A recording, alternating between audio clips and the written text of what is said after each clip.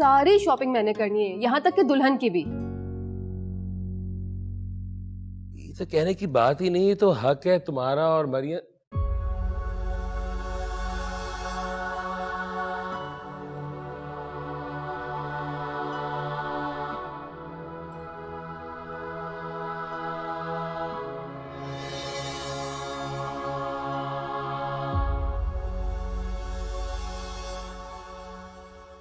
इस बार भी अगर तुम उसे मिले बगैर चले जाता ना, मैंने तेरे घर आके अपने हाथों से तेरा गला दबा देना था। वाह वाह वाह, क्या बात है आपकी जनाब। यानी कि अपनी बहन के शौहर को आप मारने की धमकी दे रहे हैं। क्या प्लानिंग है, सुभान अल्लाह। बकवास करवा लो तुमसे, है ना, और कोई काम नहीं है तो।